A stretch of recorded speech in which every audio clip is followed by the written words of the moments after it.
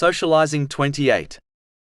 In a narration found in Sahih Bukhari, number 2409, the Holy Prophet Muhammad, peace and blessings be upon him, advised that each person is a guardian and therefore responsible for the things under their care. The greatest thing a Muslim is a guardian of is their faith. Therefore, they must strive to fulfill its responsibility by fulfilling the commands of Allah, the Exalted, refraining from His prohibitions, and by facing destiny with patience according to the traditions of the Holy Prophet Muhammad, peace and blessings be upon him. This guardianship also includes every blessing one has been granted by Allah, the Exalted, which includes external things such as wealth and internal things such as one's body. A Muslim must fulfill the responsibility of these things by using them in the way prescribed by Islam. For example, a Muslim should only use their eyes to look at lawful things, their tongue to utter only lawful and beneficial words, and their wealth in beneficial and virtuous ways.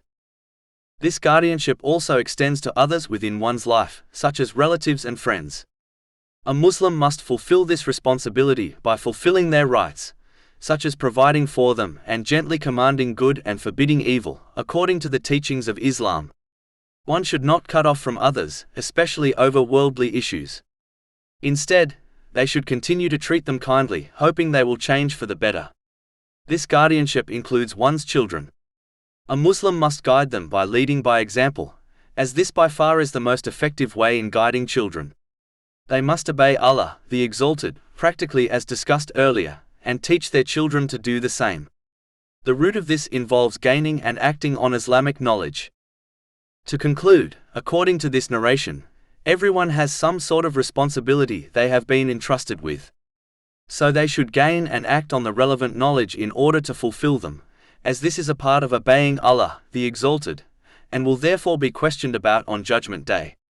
Chapter 17 Al-Isra, verse 34. And fulfill every commitment. Indeed, the commitment is ever that about which one will be questioned.